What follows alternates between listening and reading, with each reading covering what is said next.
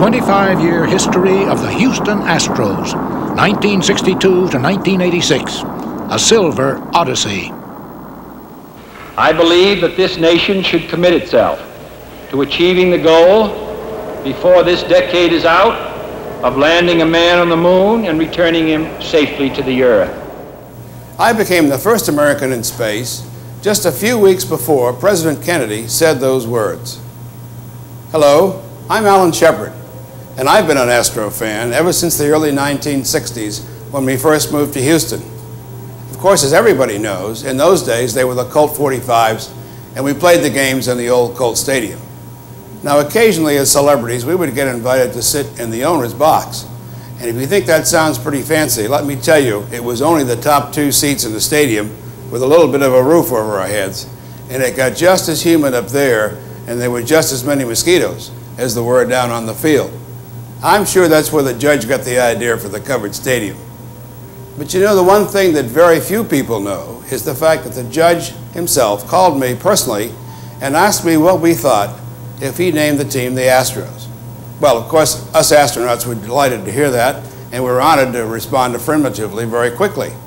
But you know, I've often thought as the years have gone by and looked back and remembering that, what would the judge have done had we said no? Of course, nowadays, the Astrodome is miraculous, and both of us have sure come a long way since then. In his attempt to take to the skies, man first went through many strange ideas and dismal failures before succeeding. But persistence has its virtues, and although there must have been many times where frustration got the better of them, the early pioneers finally managed to achieve their goal. In a way, the same was true for those who struggled to see Major League Baseball come to Houston. Since 1888, baseball had been a big part of the city. We had had such a good Major League background in that we had had Dizzy Dean and Joe Medwick and Jim Bottomley and Chick Hafey and Tris Speaker all playing on Houston clubs here in the old minor league days. Those minor league days consisted mainly of the legendary Houston Buffs, who played in the city from 1928 till 1962. The Buffs were highly successful, winning back-to-back Dixie Series in 1956 and 57. The franchise was extremely popular, too, and eventually, people like local businessman George Kirksey began to talk about bringing Major League Baseball to Houston. George Kirksey had the idea to bring Major League Baseball to Houston, and that's all we had to begin with, was an idea. George Kirksey was probably the catalyst for the effort. He recruited Craig Cullinan and R.E. Bob Smith, who was the financier who really bankrolled the initial effort. Bob was trying to do something for the city of Houston. He was very civic-minded, and whatever he did for the city of Houston, it was he expected nothing back from it. He thought it would be quite an asset to the city to have a big league baseball team. Unfortunately, Major League Baseball was doing just fine, and expansion looked out of the question. So Kirksey and his partners in the newly formed Houston Sports Association first tried to convince an existing team to change cities. But when Commissioner Ford C. Frick blocked that, they got together with some equally frustrated groups and tried something else. Bill Shea and his committee were in much the same situation that Houston and several other cities in the country found themselves. And it was from those contacts that the idea for a third major league evolved. We arranged to have a meeting with the major league owners in New York to apply for legal status as a major league. Mr. Shea, would you tell us what happened today? Well, today was the birth of the Continental League. The 5 founding teams consisting of New York, Toronto, Minneapolis, St. Paul, Denver, and Houston met here in New York and announced the formation of this new league. The Continental League amounted to the greatest bluff ever run in the history of professional sports. To those who called it a paper tiger and ridiculed it as a failure, I say, look at the record. It forced the expansion of the major leagues. So Houston was accepted into the National League, led by the efforts of Kirksey and Cullinan. But it was Bob Smith and Judge Roy Hofheinz who took control of the ball club. Still, The team was nameless, so the HSA let the fans decide. And I thought Colt was a good name. But then I saw the Colt 45, and I thought, well, you know, Colt 45 would even be better than plain Colts, because there'd probably be 400 or 500 people under that name. So I entered the name Colt 45 as the gun rather than as the horse, and as the tiebreaker, I put the Colt 45 as the gun that won the West and will win the National League. It's the only contest I ever entered in my life, the first one and the last one. So the Colt 45s began their inaugural season in 1962. Over the winter, General Manager Paul Richards and manager Harry Kraft had selected 23 players for a total of almost $2 million in the expansion draft, and then added to that in the spring. Out in '62, out in Arizona, it was unreal. Probably about, I guess, about 100 and some people out there, and everybody just trying to fight for a job, and it was tough. Some of the early Colts to tough it out included Bob Lillis, who stayed for 6 seasons, and Joey Amalfitano, who played only 1. There was Norm Larker and pitcher Dick Farrell, as well as other veterans who made up the nucleus of the team as the Colts broke camp and headed for Houston. The city, of course, was ecstatic about seeing Major League Baseball firsthand, even if it was in a temporary stadium. So on April 10th, 1962, a packed house of 32,000 watched the opener in Colt Stadium as Bobby Shantz's pitching and a pair of home runs by Roman Mejias led the Colts in an 11-2 thrashing of the Cubs. We played the Cubs in Arizona, and they were very susceptible to left-hand pitching. So we just threw the 3 left-handers at them in the first 3 games of the season. Al Spangler said, hey, whatever we do now, let's don't win it the first year, because the stadium only seats 33,000, and the World Series check won't be enough. So let's wait till they build a new stadium before we decide to win it. I never forgot that. It was pretty funny.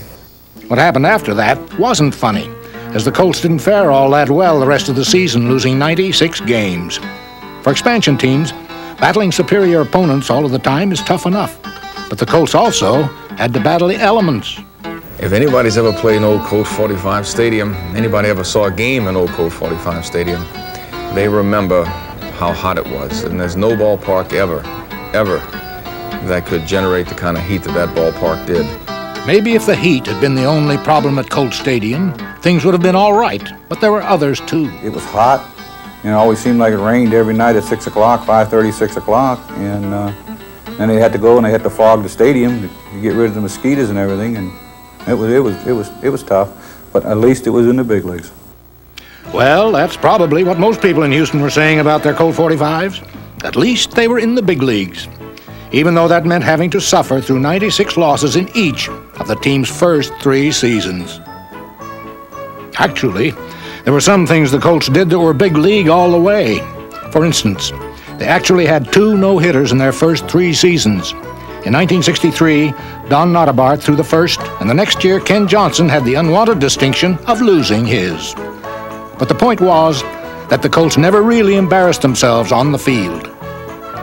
They had an aura of respectability about them, where the Mets became characterized almost immediately as lovable losers.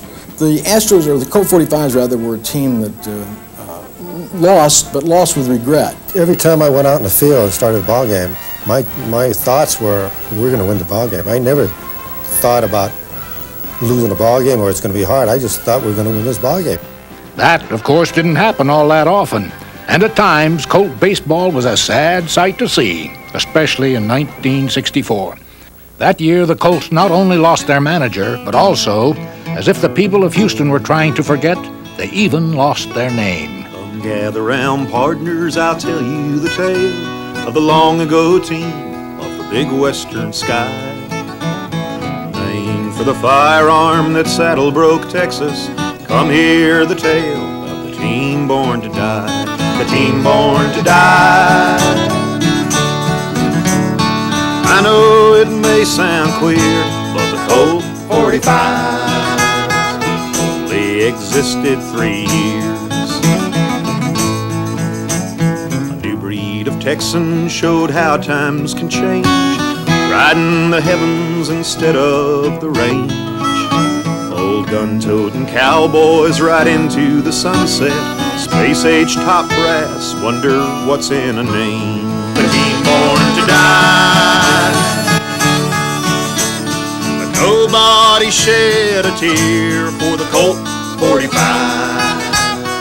They became the Astros that year. That year was 1965, and it marked the culmination of an enormous project that Colt fans had watched from day one. Houstonians had realized that when the major leagues came to town, something would have to be done about playing during the hot and humid summers. And that something was the Astrodome, a vision of Judge Roy Hoffheinz. The fact that we have a building like this is to his credit. I mean, Hoffheinz was convinced he had to have it. He was a showman, he was a visionary, and he wanted it, and he got it. This is a tribute to the teamwork from the architects and engineers who had the concept, to the men on the job from American Bridge and the iron workers who have made it a reality.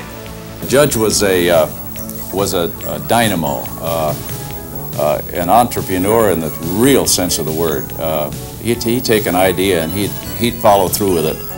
In this case, Hoffheinz's idea was to build not only an indoor stadium, but something that was an outrageous showcase as well. Roy was such a showman, and the only thing about some of Roy's ideas, we found they were impossible, but he never quit going for the sky. He was just a showman from his feet right on up. Hoffheinz succeeded in his quest, making the Astrodome a sight to behold, from both its quirky amenities to its sheer size. And it was just breathtaking.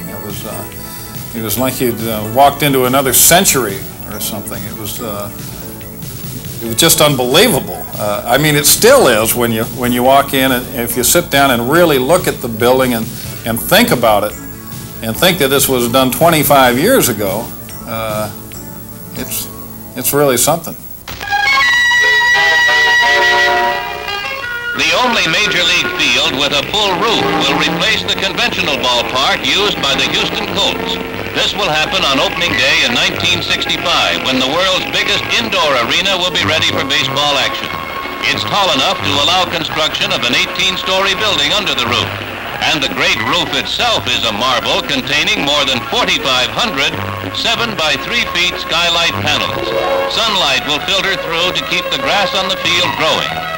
It's 406 feet to straightaway center field in the $24 million domed stadium, suitable also for football, boxing, and conventions.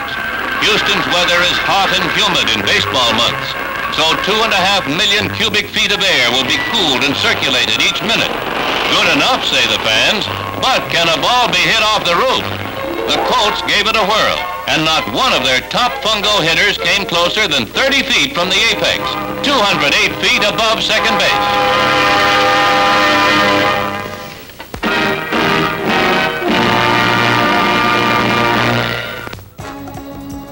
The Dome finally opened on April 9th, 1965, when close to 48,000 fans came to see the first indoor baseball game ever played. It was an awe-inspiring sight, which excited even those involved from the very beginning. Before then, we'd only seen it with 100 people maybe in it, and the workmen and everything. But the first day when they opened the thing up and it was full, it really did something to you. The first game was an exhibition between the New York Yankees and the newly named Astros, and the first homer in the Dome came from the incomparable Mickey Mantle. All right, here's the leadoff batter now. Mickey Mantle, and he drives one into deep center field. Wind backs up. He's on the warning track. Near the wall, jump. He can't get it. It's a home run. Mantle hit it 406 feet from home plate, and the roar of the crowd, here it is. After Mantle's homer, the Astros settled down and wound up winning the game 2-1 on Nellie Fox's single in the 12th inning. A few days later, on April 12th, at the first official National League game played in the Dome, 21 NASA astronauts were on hand to greet their baseball counterparts by throwing out 21 first balls. The game itself was a rather dull affair, with the Phillies shutting out the Astros 2-0. And even though the Dome was an overall success, a few details that had been overlooked began to cause problems right away. I was on my way to spring training. I stopped through and I went into the Astrodome. It wasn't quite finished at the time, and I looked around and I told the reporters there, I said, they're going to have a problem with the ceiling, because when you look up and the sun shines through, you know, you get a big glare. And they said, no, everything has been checked out. I said, I guarantee you're going to have a problem. In the beginning, when you couldn't see the ball off the roof, I mean, it was almost scary because, I mean, people just couldn't see the ball. I mean, there was a lot of panic taking place. And they actually had to get people up on top of that stadium and paint those glass plastic combination slats that, you know, was supposed to allow the sunlight to come in and let the grass grow. And when they painted those, obviously the grass had no chance. AstroTurf started. AstroTurf made its debut on April 18th, 1966, and it not only changed the game, but the meaning of the word groundskeeper, too. A year earlier, however, there was an even more significant change for the Astros. That's when Judge Roy Hoffheinz gained control of the team from Bob Smith. I've always felt that if Mr. Smith had remained the owner of the Colt 45 franchise when it became the Astros and going on with it, that the team itself would have been a better team over a long period of time because he wanted a winning club. He wanted to focus more on baseball. Even though the Astros had actually been developing a number of bright young stars during the first few years, the team had never finished better than 8th, and in 1968 they had sunk to last place, finishing behind the Mets for the first time. The focus during those days was on individual stars from the farm system, like Joe Morgan, who came up in 1965 and set a club record for most hits by a rookie. Then there was Rusty Staub, an original franchise member who blossomed into a star in 1967 when he hit .333 with 44 doubles.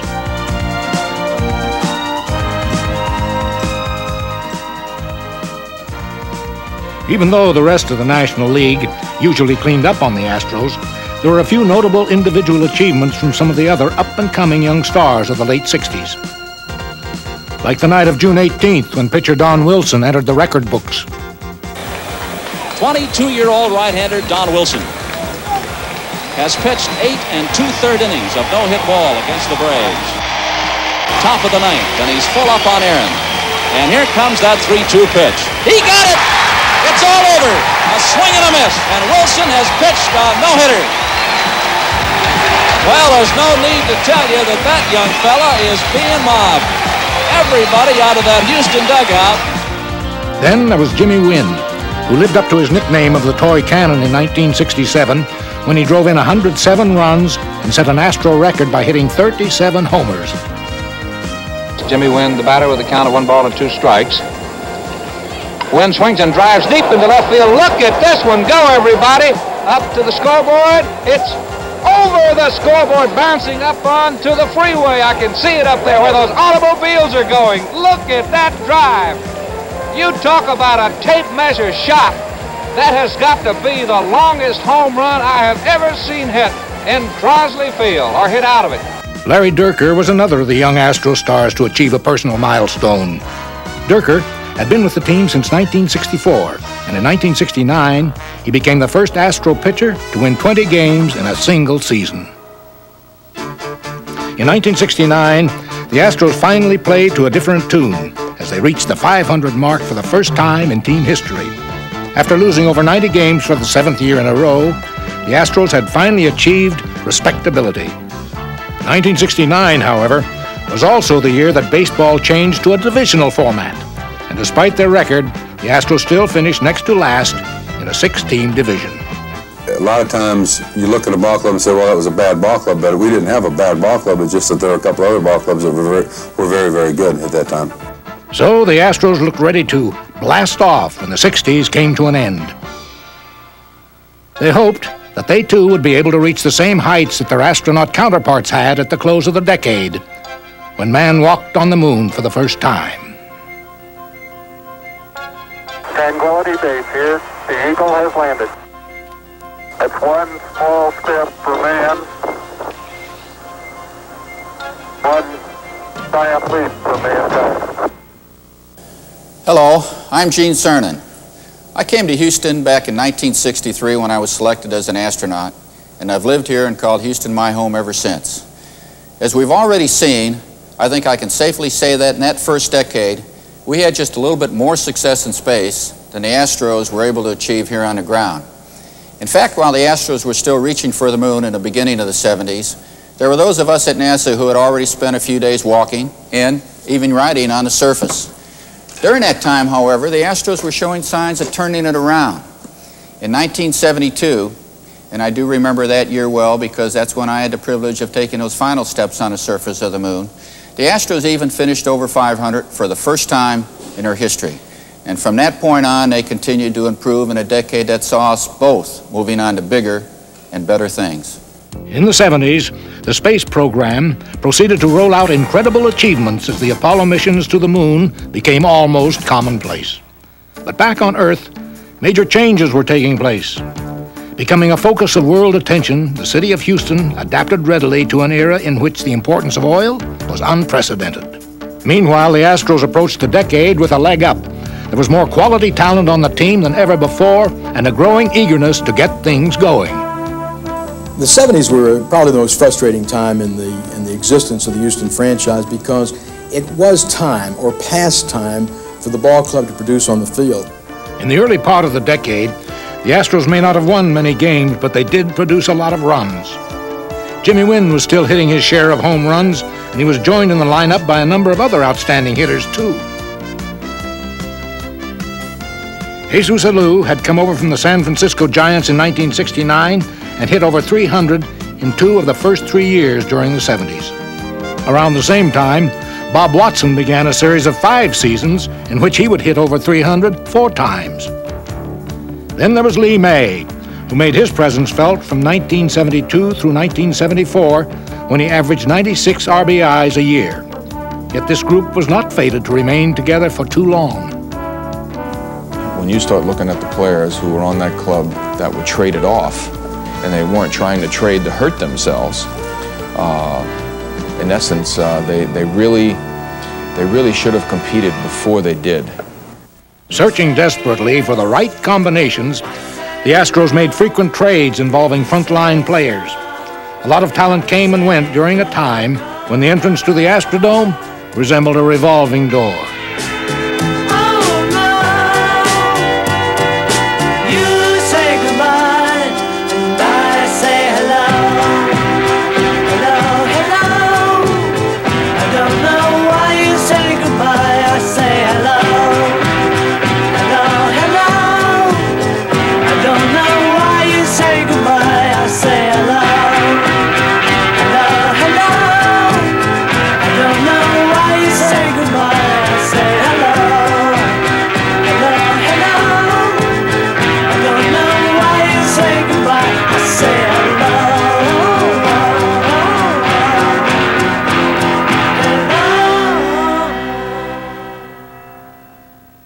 Despite the many trades, the Astros still remained a 500 club, and eventually the changes reached the front office as well. Tal Smith took over as general manager in August of 1975, and his first move was to install Bill Verdon as manager. There was some talent there, and it wasn't one of the situations where you just couldn't see any hope at all because you had some Cedeno's and Watsons and Cruzes, and that made it, you could see the light at the end of the tunnel. It takes time, you know. Patience was a characteristic virtue of Bill Verdon's, and it went well with his thorough knowledge of the game. But the particular asset that Verdon had to make the most of was the skill and talent of Cesar Cedeno. Cedeno had been the Astros' most dependable player since his first full season in Houston in 1971. And he soon became the first player in the history of baseball to hit 20 homers and steal 50 bases in successive seasons. Though some say he may have sold his talent short, the Astros never had a player better than Cesar Cedeno. Like Cedeno, the Astros themselves were at times up and down during the 70s. One thing, however, remained consistent, and that was the Astros pitchers' uncanny ability to write themselves into the record books by pitching no-hitters. On July 9th, 1976, it was Larry Dierker's turn. That night, Dierker excited the Astrodome crowd by handcuffing the Montreal Expos all night long in a 6-0 win that gave him the 5th no-hitter in Houston history. That same season, J.R. Richard became one of the best pitchers in the league by winning 20 games. Then in 1978, Richard became the first right-hander in National League history to strike out over 300 batters in a single season. The next year, he was even better, and it didn't take a rocket scientist to figure out that the Astros were poised to take off. Off the field in 1979, the Astros were sold to a new owner who had done some careful franchise shopping. I actually felt that Houston was by far the most attractive one of the 4 or 5 that were available that time. Not only because of the situation as it involved the Astrodome and the team and so forth, but also because of Houston itself, which was at that time one of the great thriving cities of the United States. Indeed, the Astros were thriving in 1979, and proof of that came very early in the season. On April 7th, in a game at the Dome against the Atlanta Braves, right-hander Ken Forsch was working on a masterpiece in just the 7th game of the season. Forsch was making history in familiar Astro fashion as he stood on the verge of Houston no-hitter number 6. The crowd cheering on their feet. The pitch to Hubbard. Bouncing ball is short. Reynolds field throws to first. No-hitter for Ken Forsch. Ken Forsch has pitched a no-hitter as Houston wins their 2nd straight. Final score 6-0. Forsch's no-hitter was also the start of something big, as the Astros stayed hot, winning 15 of 21 games in April to move out to a 4-game lead in the National League West. After so much trial and error, talent and confidence had finally merged. From the very start of that season, we began to believe in ourselves. We had a pretty good start that year, and the more ball games we won, the better we got. J.R. Richard was on his way to 18 wins and league-leading totals in strikeouts and ERA, while Joe Niekro also pitched in with a quality season by winning 21 games of his own. The Astros would remain in first place for most of the year, but inexperience eventually caught up with them. We put together quite a season. At midway, somewhere in there, we were 10.5 games ahead, I recall. A lot of young guys were very excited, and then I remember that Tom Seaver of the Reds said we were going to fall like a lead balloon, and that proceeded to take place. We let the Reds overtake us, and we wound up losing by 1.5 games that year. Undoubtedly, 1979 brought its big red frustrations. But as the decade ended, the Astros were just 1.5 games from their goal. Winning 89 games, Bill Verdon was elected the National League Manager of the Year and probably could have won more than that. Following the season, the Astros picked up 2 experienced free agents. Joe Morgan would be returning to Texas, along with native son Nolan Ryan, who would look very good indeed in the Astros' colors. Meanwhile, NASA was experimenting with new ideas too, like the Skylab and Apollo Soyuz programs, which both served as a prelude for what lay ahead. Hello, I'm Steve Hawley. I was a mission specialist astronaut aboard the Space Shuttles Discovery and Columbia. The 1980s brought a new beginning for both the space program and the Astros. For us, the Space Shuttle presented a new way to reach for the stars. The same was true for the Astros, who began the 1980s by reaching for the stars themselves. For them, that meant first place, a position they attained for the first time in 1980. Since then, we've both had our good times and our bad. But the important thing to remember is that we both gave our best all of the time. In this, their 25th year, the Astros not only reached for the stars, they touched them. And you can bet that one day soon, we will too once again. But looking back at the beginning of the decade, we were both on top of the world. When the Space Shuttle first blasted off in the 80s, it marked the culmination of a dream that had taken years to fulfill. And although they didn't realize it at the time, the same was about to happen to the Astros when they came to spring training in 1980. After coming so close in 1979, the Astros were now favored to win the West, especially with the off-season additions of Nolan Ryan and Joe Morgan, whose talent, experience, and leadership figured to make the difference. I think everybody had a good feeling about it, yes. You know, especially if you go out and get Ryan, and Joe Morgan comes to your club, and people that are already there and been through it, I think they had the feeling that they were going to be successful. The Astros did have every reason to be successful, so their quick start was no surprise.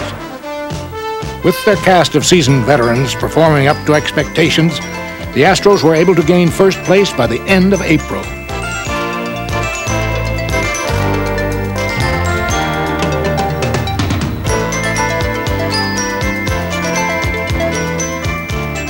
Jose Cruz was especially tough that year as he hit over 300 and was named the Astros MVP, thanks in large part to his career high, 15 game-winning RBIs.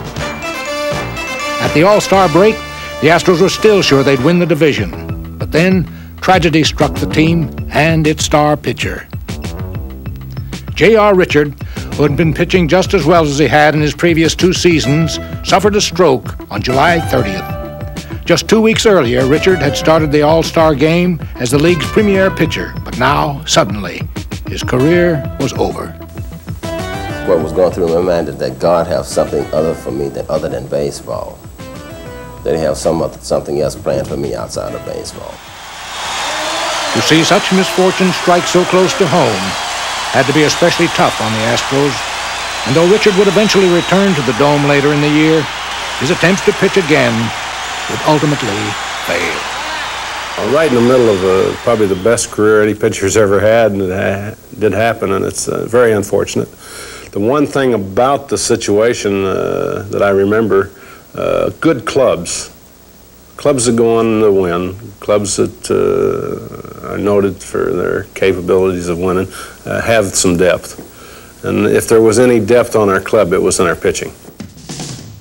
That pitching depth, of course, had been strengthened even more in the offseason with the addition of Ryan, who went on to win 11 games in his first season as an Astro. The ace of the staff, though, turned out to be Joe Niekro, who won 20 games for the second consecutive year. But still, the real key to the Astros' success was Morgan. The players knew I was only concerned with us winning the pennant. I'd already hit 300. I'd already been the most valuable player in the league twice. I'd already won 2 world championships. The only concern I had was for the team and for us to win. So win the Astros did, especially late in the season when the pennant race really kicked up its heels. First, the Astros disposed of the arch-rival Cincinnati Reds, and by late September, the only competition came from the Dodgers. On the last weekend of the season, the Astros went to Dodger Stadium, leading by 3 games with 3 to play. But the Dodgers won the series' first game on an extra-inning home run by Joe Ferguson. Los Angeles won the next day, too, and then the next to tie the Astros on the last day of the season. But just when everyone was expecting the worst, Joe Niekro put a cap on his brilliant season by pitching superbly in the resulting 1-game playoff for the Western Division title. Joe's knuckler kept the Dodgers tied up in knots all day long, until finally it was time to celebrate. The 1-1 pitch, a bouncing ball to the right side. Bergman has it, steps on first, and the Astros have won the National League West. Bill Burton, finally, after 4 days, a smile creasing his face. And the celebration. I wasn't that confident Saturday and Sunday after losing, but I was confident Monday. It all fell in place for us on Monday rather than Friday, Saturday, or Sunday. And then we, of course, went into the playoff. The playoffs that year between the Astros and the Philadelphia Phillies will long be remembered as a classic. 4 of the 5 games went into extra innings, and each one was more dramatic than the last. It was great plays, great hitting. I mean, guys were jumping over the railings and stuff, catching balls, cheering, and you know, it was exciting. You know, it was almost nerve-wracking. You know, if you had a weak heart, you couldn't take that serious. 10 hits in the ball game, evenly divided, but the Astros have the only run. They were able to bunch 3 singles. Throws at first with 2 down and a full count to the ball. Hit a ton to left field. Luzinski has homered. Phillies lead the ball game 2-1. Close game, but not really an exciting game. Force pitched a fine game. Held him close, but you know, the 1 pitch got him. The next game was one of those games where we jumped out in front after it went into extra innings. And I still remember, I always remember having to face Mike Smith with 2 men on and us leading 7-4. It's 3-0 to Schmidt. He has the green light, 3-0, and a fly ball to right. Poole under the ball. He makes the catch and the Astros win. It was not easy, but the Astros hold on in the 10th inning and defeat the Philadelphia Phillies. It's hard to explain the feeling, you know. First of all, we clinch it one day, and then we fly coast to coast and lose the first game in Philadelphia. But we split up there, and we came back and won the third game here. All of that just happened so quick. It was like the season just kept running for us because every game was important all year long. Houston nothing, Philadelphia nothing. Nobody out, one strike on Denny Walling. McGraw ready again. Here's the 0-2 to Walling. Fly ball to left field. All right, here comes Landeskog. They're calling it in. The draw. Astros win. We won that game 1-0, and we were leading the next game. There again was nerve-wracking, if you want to call it that. And I think in that fourth game, that's when all the questionable plays happened. 2-1 pitch. And a popper into short right. The catch by McBride, tagged by Woods. He's going to try to score, and the throw is going to be offline. Woods scores standing up. Phillies are going to come up with an appeal play at third. Knowles flips the ball to Schmidt, and Woods is out. That's when Rose scored on the ball off the wall. It was a short hop to the catcher when he would have been out from here to the wall, but it just one of those situations that paid off for him. 1-0 pitch on the way. Luzinski with a long drive down the left field side. It's going to be one bouncing to the fence. Rose is going to third. They're going to wave him around, and Landeskog's throw is bobbled by Bochy. He comes up with it and can't hang on as Rose scores. That last game, one incident that really I guess I'll never forget. I got an infield single late in the ball game, and we'd taken the lead early, and the Phillies scrapped back and took the lead back again. And I got to first base, and Pete Rose made a comment to me like, "It's a shame somebody's got to lose this ball game." And I turned to Pete and I said, "It's not over yet." And sure enough, we came back and took the lead again in that ball game. I think it was about the 7th inning this time, something like that. And then the Phillies came back and won it again late in the ball game. So it was a great ball game. I remember Pete's comment though about it's a shame somebody has to lose this series, which is true. It was a shame somebody had to lose. Come up on their feet. Here's the windup on the 3-2 pitch to Cabell. There's a drive into right center field. Maddox is there. It's all over. The Phillies have won it. Philadelphia has won the National League Championship. I recall as we lost that final game, sitting in the clubhouse, and everybody just sat there, just totally blown out. I recall seeing tears in a number of the guys' faces, and just kind of total disbelief that we weren't coming back. The players. Most of the guys said I wouldn't cry, but shoot, I couldn't help myself because, you know, we really gave it our all, and we still ended up losing. Next year was a tale of two seasons as the Astros got beat in their opener in Dodger Stadium by a relatively unknown rookie named Fernando Valenzuela.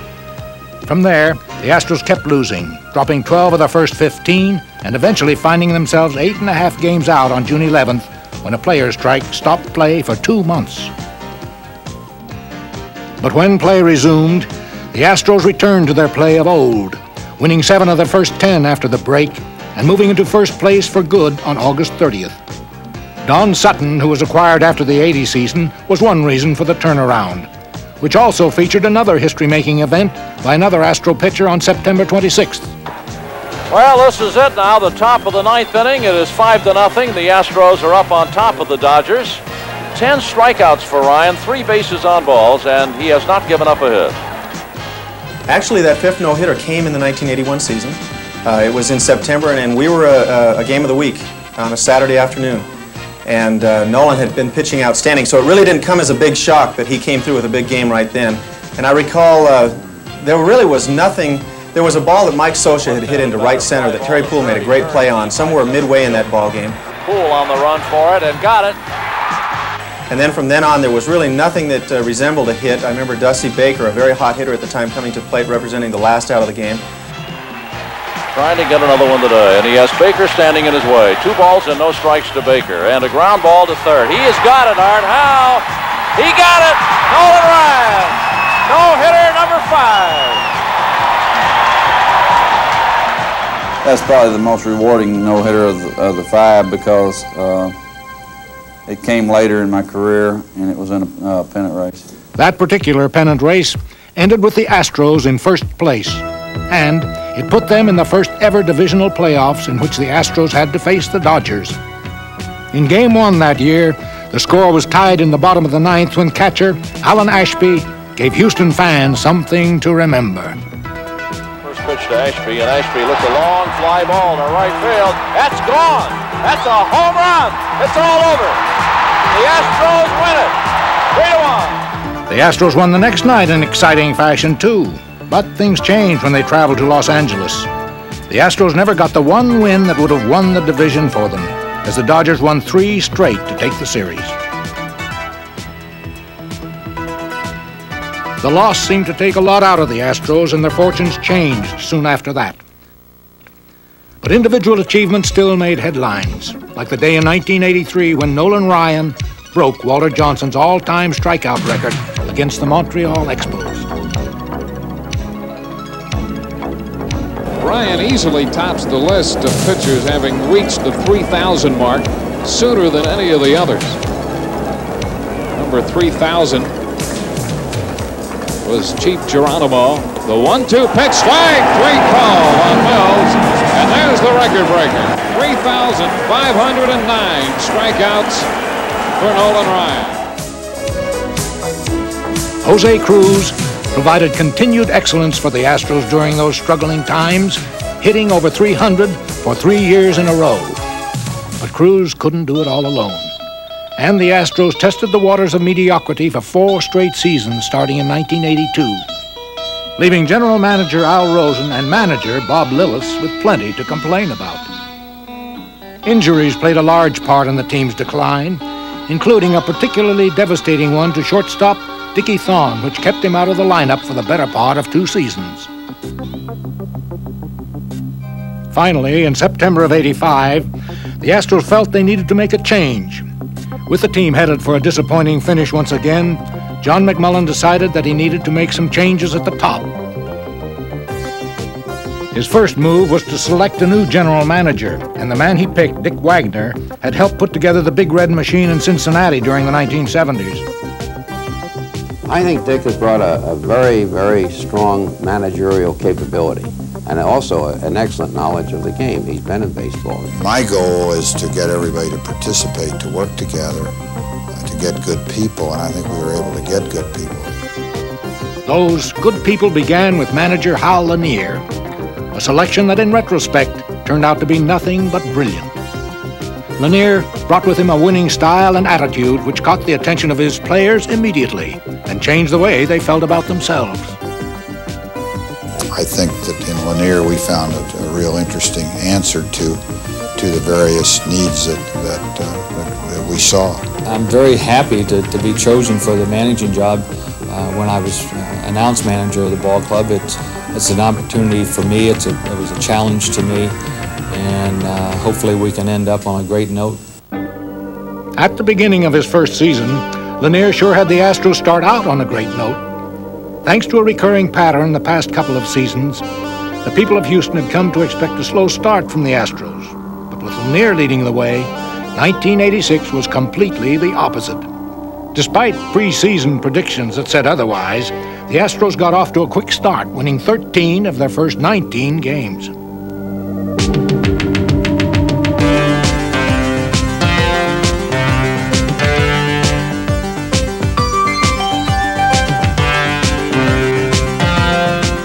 Not only were the Astros exciting their fans with winning baseball, they were also winning in exciting ways. Look for Smitty to go with that curveball outside, I think, this time. Got him! Game is over. Smash to short. Pick it. Flip it. Fire it. Double play. Game is over. What a way to end it. The pitch. And it gets away from Diaz. Houston wins 1-0.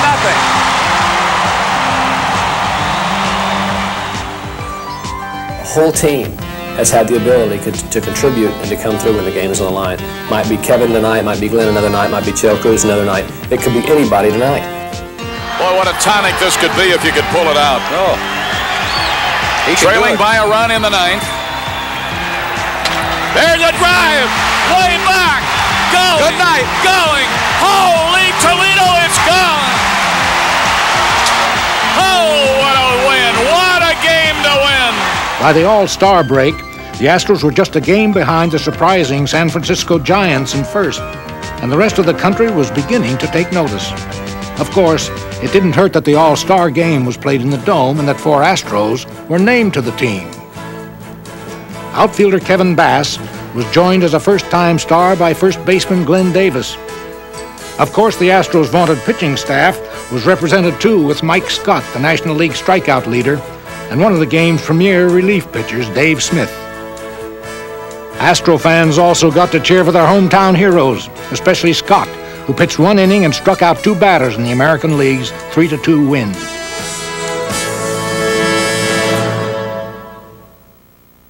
When the season started up again, the Astros resumed their title drive and began a remarkable streak in the process. 5 consecutive times the Astros went into their final at-bat, either tied or behind, and 5 times they came away winners. 4-4 tie, 2 outs. Oh, watch it. Look out. Watch it. It's gone. Home run for Craig Reynolds.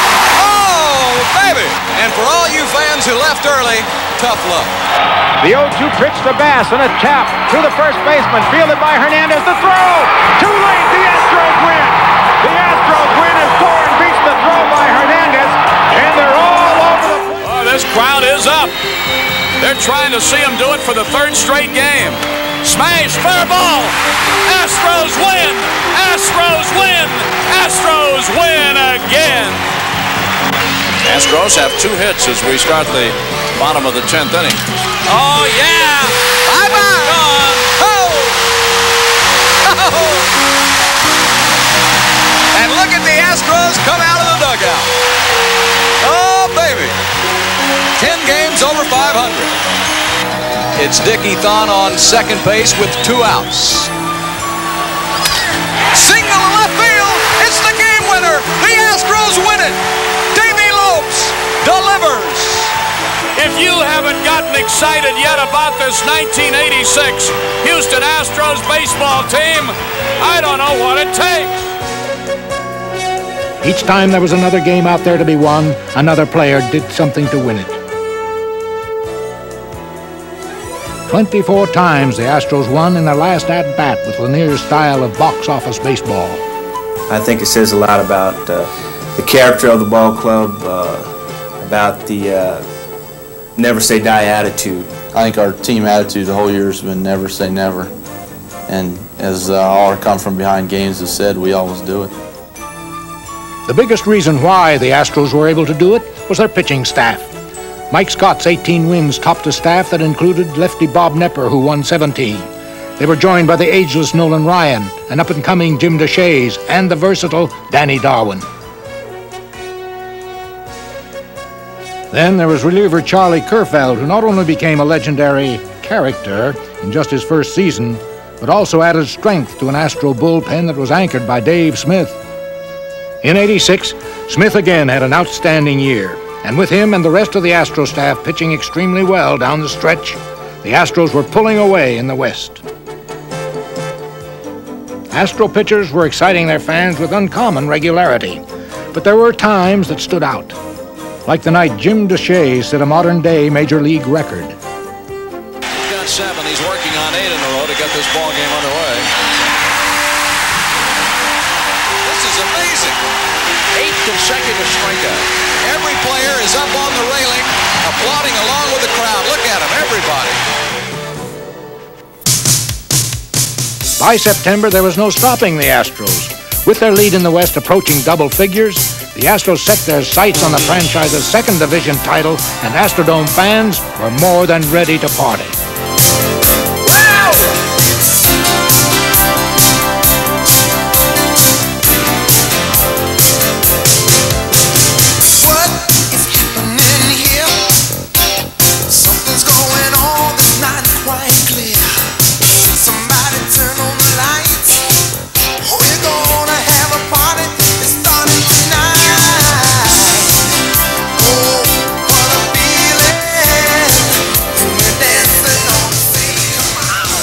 Fittingly, with Mike Scott on the mound, the moment arrived. Scott was clearly the Astros' best pitcher in 1986, And in the pennant clincher, he proved that and more. Not only was he about to lead the Astros to the playoffs, he was going to pitch a no-hitter while he was doing it. Now the hitter is Will Clark. He's 0 for 3. Swinging a bouncer. This could be it. Davis runs to the bag. Game is over. No-hitter. Astros win the championship. What a way to do it. Mike Scott has just thrown his first career no-hitter, and the Astros are the National League's champions of the West. Holy Toledo!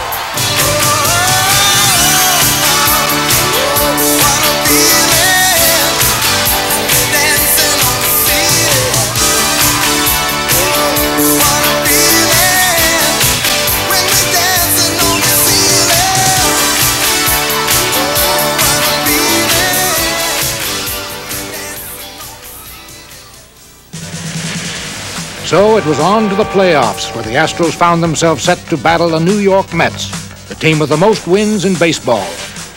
But the Astros had Mike Scott, and right away he showed why he became only the second right-handed pitcher in National League history to strike out over 300 batters in a single season. The lone run of the game came in the second inning, and it came off the bat of Glenn Davis. 1-0 pitch to Davis. Fly ball deep center field. Dykstra the wall, and that's out of here. Home run for Glenn Davis. The Astros made Davis's homer stand up, first by playing outstanding defense, and then by relying on Scott. 2 balls, 2 strikes, and 2 away. Runner at third base. Pitch on the way tonight. Swing and a miss. Game is over. Astros win. 14 strikeouts. And Scott has shut down the mighty Mets. But the mighty Mets came back the next day and beat the Astros 5-1 to even the series. The series then shifted to New York, where the Astros wound up getting off to an extremely explosive start, roughing up Mets starter Ron Darling for 2 runs in the first. Later, the team's spark plug, Bill Doran, came through with the Astros' second homer of the series. His 2-run shot to right with the man on base gave the Astros a seemingly safe 4-0 lead.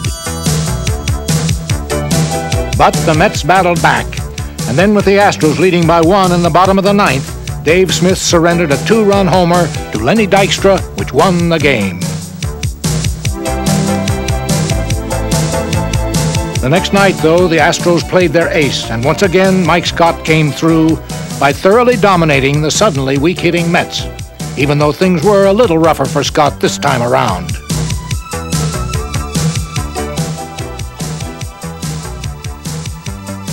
Just like in Game 1, the Astros would get Scott all the runs he would need thanks to a home run. Here's the pitch, swinging, fly ball left fielder back, still back, looks up, it is gone! Holy Toledo, Alan Ashby bangs one and circles second with his fist high in the air. Given Scott's '86 season, his performance might have been considered routine, but in actuality, his 3-hitter was a remarkable piece of pitching. In his last start of the year, Scott not only helped the Astros tie the series at 2 games apiece, he also showed just why he was the league's best pitcher. Following a rainout, the forecast again called for bad weather, and after a sunny start, the day did indeed become a washout for Nolan Ryan and the Astros. For 4+ innings, Ryan pitched brilliant baseball, protecting the Astros' 1-0 lead and taking a perfect game into the 5th. But after retiring 13 consecutive batters, Darryl Strawberry finally got hold of a Ryan pitch and sent it down the right field line to tie a game that the Mets eventually won in 12 innings, 2-1. So it was back to Houston for Game 6, with the Astros now trailing the Mets 3-2. The Astrodome fans were confident that their team would be able to work their '86 come-from-behind magic on a broader scale, and Bob Knepper was called on to get the job done. In the top of the first, Knepper did just that, confusing the Mets as they went down in order.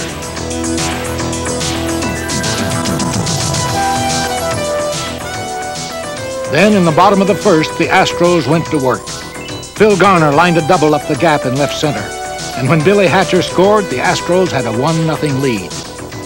Then, after scoring twice more in the inning to take a 3-0 lead, the Mets looked like a beaten team. especially the way Nepper was pitching, shutting the Mets down on just one hit through the first 8 innings. But in the 9th, things came unraveled for Nepper and the Astros. First, Lenny Dykstra led off with a triple, and from there, the Mets went on a tear.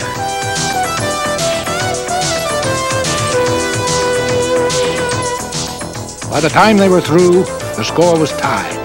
And then, in the 14th, with the Mets up by 1 run, the Astros' never-say-die attitude came through again. And this time, the hero of the day was Billy Hatcher. Orozco ready, pitch to Hatcher. There's a drive, way back into left field. It is gone! A foul pole home run! Holy Toledo! Almost miraculously, the Astros had risen from the dead to tie the score at 4. Then in the 16th, the Mets went up by 3 runs. But the Astros came back with 2 of their own and had runners on first and second with Kevin Bass at the plate. But this time, the Astros couldn't clear the final hurdle. For the Astros, the loss in Game 6 was particularly hard to take. It was tough to come so close and then have it all slip away. I thought I had it this time. I thought the dream would be mine. Hoping to fly, I thought. Oh, how I wish I just didn't care at all. 'Cause when you don't care, you don't cry. It won't hurt if you don't try. But I still believe in all my dreams and all that I can be. I'll learn from mistakes, do all that it takes to make it eventually. 'Cause I still believe, I still believe, yes, I still believe.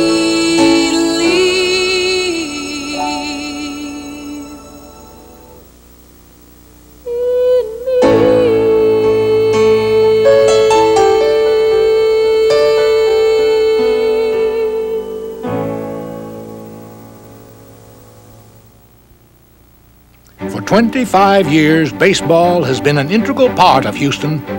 From the Colt 45s of '62 to the champions of the '80s, the memories are all part of a silver Odyssey never to be forgotten. And Cincinnati wins it by a score of 1-0 as Johnson pitched a no-hitter and lost the ball game by Spangler racing hard. He's going to get it. He's got it. And Notabart has pitched a no-hitter. Here's the windup in the 3-2 pitch to Johnny Bench. He got him. 18 strikeouts. And Don Wilson. Morgan hits one to deep right center field all the way to the wall on this one. McCoy there, and he can't get it. Deep fly ball to left field. Mookie Wilson all the way to the wall, leaps and can't get it, and it's a home run for Dickie Thon. First pitch by Scott. Popped him up to center field. The Astros win it.